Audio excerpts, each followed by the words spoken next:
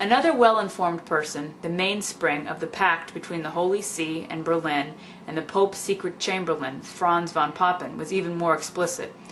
The Third Reich is the first world power which not only acknowledges, but also puts into practice the high principles of the papacy. To this we will add the results of this putting into practice of the high principles of the papacy. 25 million victims of the concentration camps, the official figure issued by the United Nations. Secret History of the Jesuits, page 164. Pope Benedict XVI, current pope when he was in the Hitler Youth. His father, Joseph Ratzinger Sr., was an Ordnungspolizei, also known as Orpo. The Orpo was the name for the uniformed regular German police force that existed in Nazi Germany between the years of 1936 and 1945. After their green uniforms, they were also referred to as Grün Polizei, Green Police. Joseph Ratzinger Sr. served in the Bavarian Landespolizei for several years as a rural policeman. Various sources state that the Ratzingers' views toward the National Socialist German Workers' Party caused the family some hardship, including the family having to move several times in the 1930s. There is no evidence, however, that Joseph Ratzinger Sr. was ever arrested for anti-Nazi tendencies. He continued to serve in the police even after such events as the Night of the Long Knives and the passing of the Nuremberg Laws. In 1936, Joseph Ratzinger Sr. became a member of the Orpo after all the police forces of Nazi Germany were incorporated into a national police force. Here are some pictures of Dominican monks serving meals to Nazis. You can see how this could play a role in the conscience of the Nazi. The religion he grew up in was supporting their fascism. Who is more evil? The Roman Catholic Church, of course, although the Nazis are not by any means innocent. The Inquisition was suggested by Dominic de Guzman and was begun in 1204. It was hell's masterpiece of cunning, perfidy, cruelty, and all-around wickedness. It was conducted with the rankest injustice. The victim was dragged into court without witness and without any information as to what the charge against him. He was not allowed an attorney or the presence of friends, but under the cruelest torture it was demanded that he recant his heresies, oftentimes not knowing what the item in charge of which he was to recant. Hitler, Goebbels, Himmler, and most members of the party's old guard were Catholics, wrote M. Frederick Hoffet. It was not by accident that because of its chief religion, the National Socialist government was the most Catholic Germany ever had. This kinship between National Socialism and Catholicism is most striking if we study closely the propaganda methods and the interior organization of the party. On that subject, nothing is more instructive than Joseph Goebbels' works. He had been brought up in a Jesuit college and was a seminarist before devoting himself to literature and politics.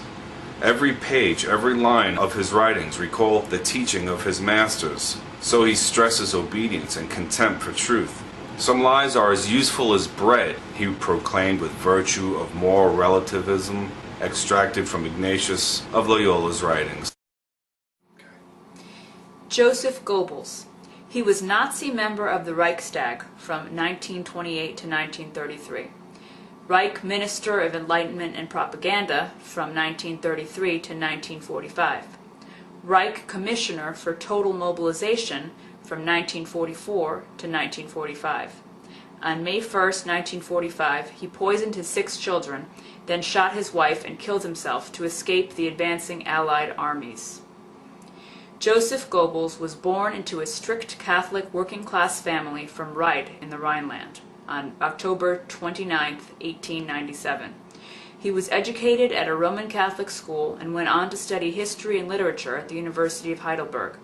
Goebbels was exempted from military service during World War I because of a crippled foot, the result of contracting polio as a child. Joseph Goebbels' wife Magda, whose Jewish father died at the Buchenwald slave labor camp, and the 6 children whom they killed before killing themselves. The eldest son in uniform by Magda's previous marriage was in the Luftwaffe and survived the war. Goebbels was so close to fellow Catholic Hitler that he had him serve as first witness at his Catholic marriage.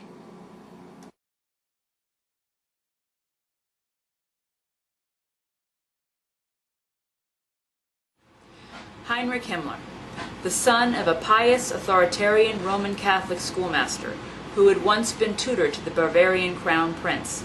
His mother, Anna Maria Himmler, maiden name Hader, was also a devout Catholic. Kurt Heinrich Himmler, Reichsfuhrer of the SS, Gestapo, and German police forces, seemed to be one of the most impregnated by clericalism amongst the Catholic members of Hitler's entourage. His father had been director of a Catholic school in Munich, then tutor of Prince Ruprecht of Bavaria. His brother, a Benedictine monk, lived at the monastery of Maria Laach, one of the pan-German high places. He also had an uncle, Jesuit Himmler, who had held the important position of canon at the court of Bavaria. The German author Walter Hagen gives also this discreet information. The Jesuits' general, Count Halk von Ledachowski, was ready to organize, on the common basis of anti-communism, some collaboration between the German Secret Service and the Jesuit order. As a result, within the SS Central Security Service, an organization was created, and most of its main posts were held by Catholic priests wearing the black uniform of the SS. The Jesuit Father Himmler was one of its superior officers. After the Third Reich's capitulation, the Jesuit Father Himmler was arrested and imprisoned at Nuremberg. His hearing by the International Tribunal would have apparently been most interesting, but Providence was keeping a watchful eye. Heinrich Himmler's uncle never appeared before that court. One morning he was found dead in his cell, and the public never learned the cause of his death.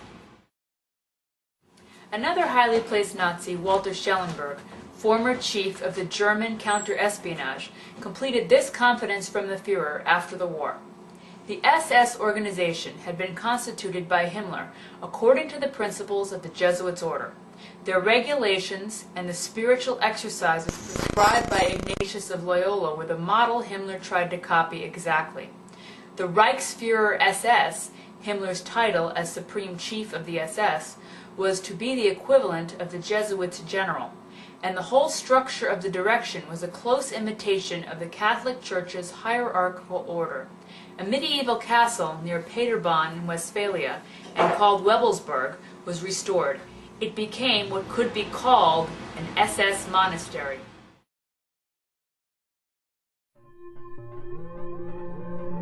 Thank you.